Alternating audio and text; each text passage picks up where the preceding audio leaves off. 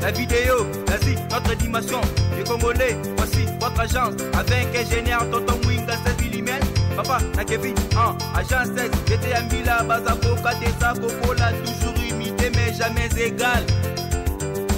16 mm. 16 mm. 16 mm.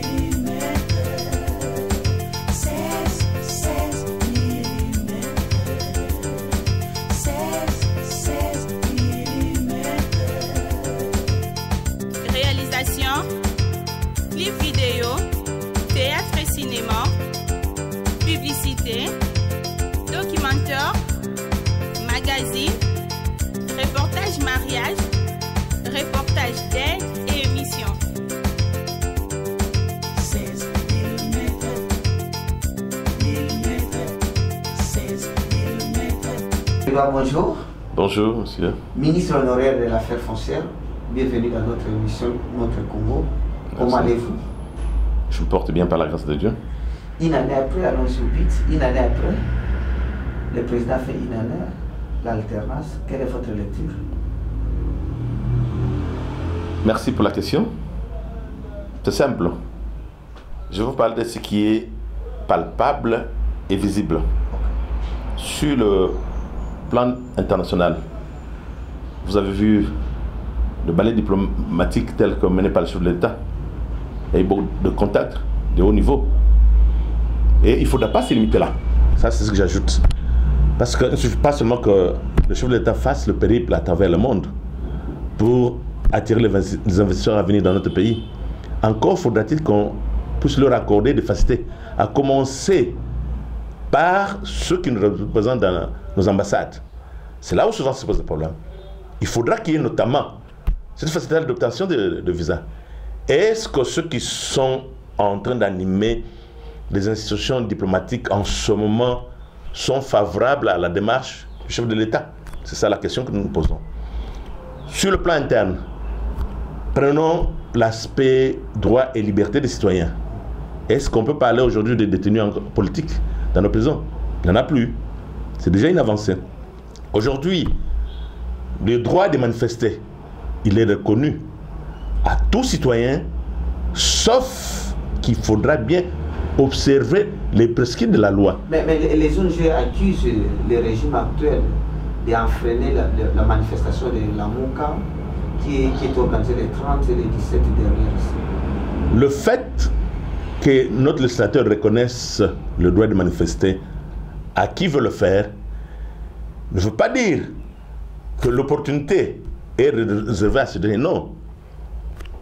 Bien sûr qu'il faut en informer l'autorité de la province, mais cette autorité a le droit d'apprécier parce qu'il faut encadrer. Est-ce que c'est opportun? Est-ce qu'il n'y a pas lieu de différer? Mais lorsqu'on vous demande de différer votre manifestation, vous estimez que vous êtes en droit de manifester comme vous voulez. Non, c'est pas ce que la loi dit. Vous les tenez informés, parce qu'il doit prendre les dispositions. Pour qu'une manifestation soit encadrée, il y a un budget. Il faut mobiliser la police. Vous ne pouvez pas vous réveiller un matin, vous dites à l'autre, non, nous allons manifester. Et lorsqu'il y aura des dérapages, qui va assumer cette responsabilité-là? Donc il faut qu'on soit sérieux. Maintenant, bref, quelles sont les choses, les réalisations palpables que vous retenez que le président a fait dans une année, ce qu'il avait promis et qu'il a réalisé? Dans un premier temps, il y a un budget qui a été voté. On n'a jamais connu un budget de cette taille-là dans ce pays. C'est déjà un acquis. La première année, vous comprendrez avec moi qu'il n'avait pas un budget. Il s'est débrouillé avec les moyens de bord. Et on a vu certaines petites réalisations, la réhabilitation de certains tronçons. Mais ce n'est pas assez parce que dans ce qu'on est en train de faire, il y a quand même les critiques à formuler. Lorsqu'on fait une route, on doit la faire de manière complète, c'est-à-dire même les à côté de la route. Il faut le faire. Cet aménagement-là n'a pas suffi. Alors, je ne sais pas si ce genre de route qu'on est en train de faire, est-ce que c'est de manière provisoire? Au-delà de routes, nous pouvons noter aussi, du point de vue sécuritaire, à l'est du pays. Ça, c'est capital. On va aborder, maître, allons-y. Parce que c'est parmi les réalisations. Des travaux de sauts de moutons qui ont été prévus pour 7 mois. Maintenant, nous sommes au-delà de 7 mois. Et rien ne s'est fait. Écoutez, ça, c'est un problème de suivi. il faudra que ceux qui ont eu la responsabilité de construire ces moutons-là en répondent. Parce que déjà, vous savez, il y a des embouteillages, on ne sait pas circuler librement sur le boulevard. C'est pas circuler librement, il y a toujours des embouteillages. Et lorsqu'on donne un délai, on doit faire cet effort-là pour le respecter. C'est ça le mal congolais. Vous recevez les moyens, je suis sûr que les moyens ont été disponibilisés. Et pour réaliser une œuvre qui était bien construite, nous pensons que ce sont les bons ingénieurs qui ont conçu ça. Et même en termes de délai, je ne sais pas s'ils vont justifier cela par certaines intempéries.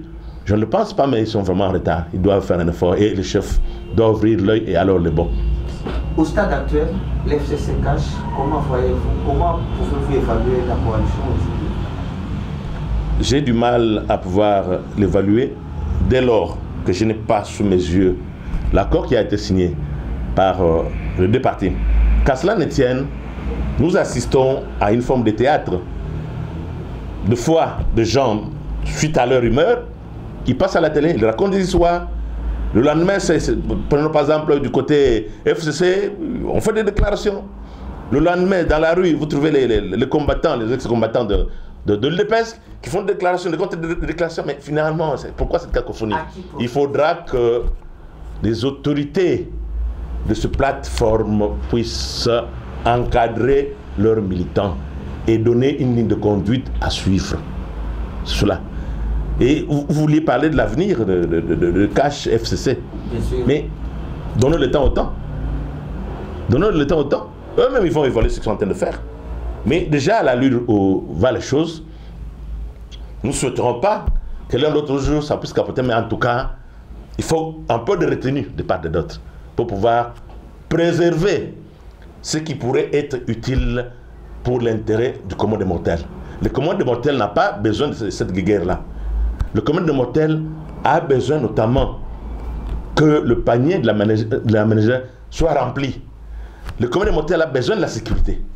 Le tralala ne nous intéresse pas. Donc, un peu de retenue de part et d'autre et qu'on puisse privilégier que l'intérêt supérieur de la nation. Et quel est le conseil que vous pouvez donner aux deux camps maintenant? Je viens de le dire. La retenue. Privilégier l'intérêt général, l'intérêt du commun des mortels, le bien-être populaire. Mais dans ce discours-là, vous savez dénicher ça. Vous savez dénicher ça. Au stade actuel, est-il possible de dissoudre l'Assemblée? Il y a un oui et un non. Et que dit la loi? Vous êtes aussi avocat? Oui. Je dis oui parce que la Constitution de la République reconnaît ces prérogatives-là au chef de l'État. Le chef de l'État qui est garant du bon fonctionnement des institutions, qui est l'arbitre toutes les fois qu'il y a des dérapages. Donc ça c'est l'article 69 de la Constitution qui lui donne ce pouvoir-là. Mais néanmoins, il ne peut dissoudre l'Assemblée nationale, parce qu'il s'agit de l'Assemblée nationale, que lorsque il y a une crise persistante entre le gouvernement et l'Assemblée nationale. Est-ce que vous pouvez me laisser évoluer? Bien sûr, bien sûr. Donc, lorsqu'il y a une crise persistante, le mot persistant, on ne l'a pas mis par hasard. Ce n'est pas pour n'importe quelle crise. Donc, lorsque la crise persiste, et qui doit constater qu'il y a crise? Au-delà du chef d'État, qui a conçu conjointement avec le Premier ministre la politique de la nation. Il y a le Premier ministre lui-même comme chef du gouvernement. Parce qu'on dit crise entre le gouvernement et l'Assemblée nationale. Donc ce n'est pas une crise entre l'institution présidente de la République et l'Assemblée. Non. On parle d'une crise entre le gouvernement qui est géré par le Premier ministre et l'Assemblée nationale. Et lorsque le chef d'État aura constaté que cette crise-là aura persisté, outre le fait qu'il a cette faculté-là de consulter le Premier ministre, le président de l'Assemblée nationale et le président du Sénat, il peut dissoudre. Et l'ordonnance portant dissolution de l'Assemblée nationale devra porter les contre-sayings du Premier ministre. Pourquoi je le dis? Ma position est confortée par l'article 79, alinéa 4 de la Constitution. Et qu'est-ce que ça dit? D'abord, l'alinéa 3 dit que le chef de l'État agit par voie d'ordonnance. Ok? La dissolution, c'est par voie d'ordonnance. Au-delà de cela, voilà ce que l'alinéa 4 ajoute.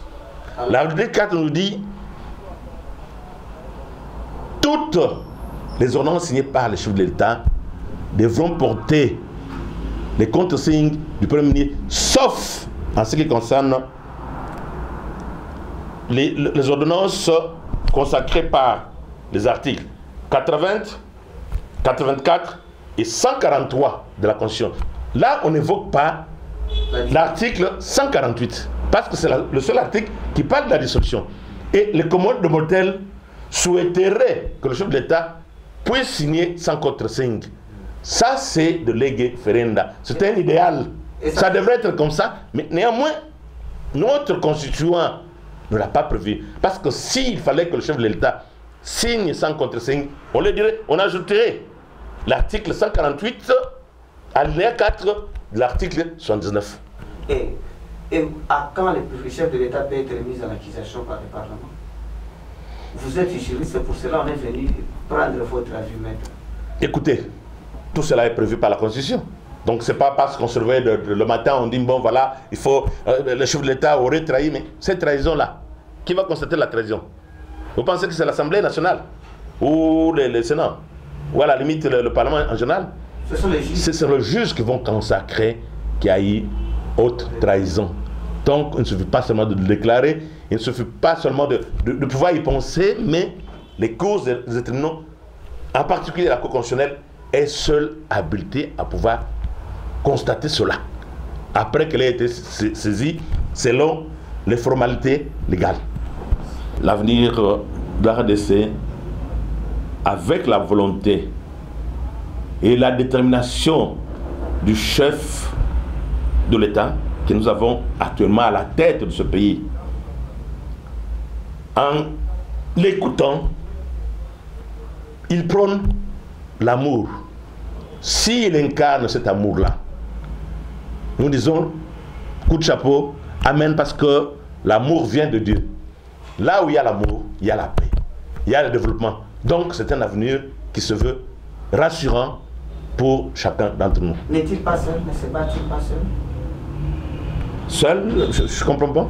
Le président de la République Oui. n'est pas seul? Saint. Seul. Seul comment? Mais il a accompagné la population. La population se reconnaît à travers lui. Et ses collaborateurs? Et c'est un monsieur qui peut aujourd'hui mobiliser et avoir les résultats escomptés. Mais ce qui est vrai, c'est ceci que le chef de l'État devra assainir dans son environnement immédiat.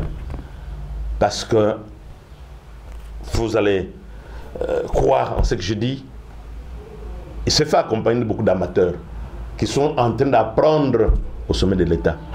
L'heure n'est pas l'apprentissage au sommet de l'État. Qu'ils puissent recourir dans ce pays, nous avons des gens dont l'ingéniosité peut être poussée jusqu'à l'extrême. Des gens suffisamment avisés pour pouvoir l'accompagner dans l'accomplissement de la mission que la population lui a donnée. L'heure n'est plus aux luttes partisanes qui ne se justifient pas. Aujourd'hui, nous saluons favorablement l'alternance qu'il y a eu dans ce pays. Et cette alternance, non seulement que c'était la volonté de notre peuple, mais cela a été réalisé. Il faut le reconnaître par Joseph Kabila. Il a été de bonne foi pour pouvoir accéder à cette démarche qui était imposée par la population et par le temps. Alors, de ce fait, l'heure n'est plus aux guerres. Nous avons intérêt à réunir nos efforts pour le développement de ce pays. Nous avons intérêt à pouvoir partager cet amour-là tel qu'il a été professé par Jésus-Christ. Parce que là où il y a l'amour, il y a l'unité. Et de ce seul fait, nous avons besoin de vivre ensemble. C'est un élément psychologique, de vouloir vivre collectif. Si aujourd'hui nous devons nous donner l'unité, nous ferons décoller notre pays. Tout ce pays na mbolo chef de l'État sali, bomoni na est lelo bato ba ko tambula ba biseka mususu bato ba ko tambula te. Sécurité ya mboka est important. Au-delà wana to moni moi mabungisi mukemke ça et là banzela banini budget ba voter budget ya sika ya kitoko na plan international chef de l'État omoni ba zo mener diplomatie moko pour na ko benga ba investisseur. Donc ils ont déjà posé mon camboueza et belé mais il y a comme ça le paix ils ont belé il y a belé par rapport il y a attente il y a peuple de l'eau par exemple batou ba fait tagibiente kolia ils ont pas si mais toujours basa que année le kola bika ils années et action toujours c'est là batou futa ma bien bana na biso balia population alia ndé le koyo batou bazo na yi kotala makambo Italie dissolution est-ce que ça na tina na moment oyo tout ça na posa ya guerre wana te tout ça na posa que bato nyonso basangisa ba effort tokende liboso pour te répondre na attente ya population tout ça na posa ya guerre te les lots hormona ba politiciens côté muso so bono tout ça majorité te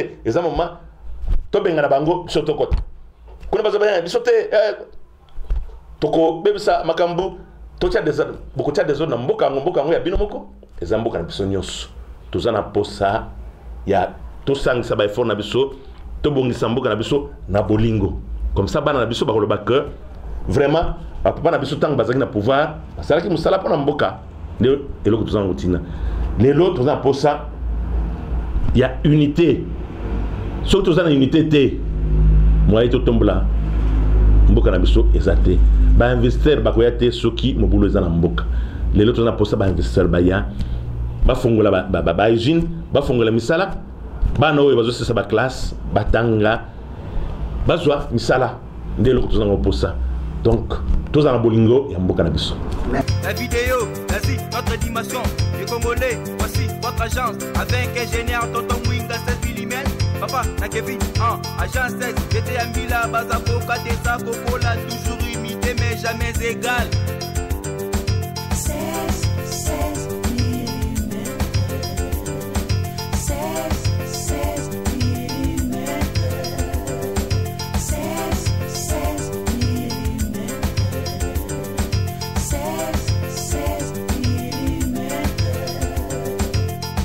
Réalisation, clip vidéo, théâtre et cinéma, publicité, documentaire, magazine, reportage mariage, reportage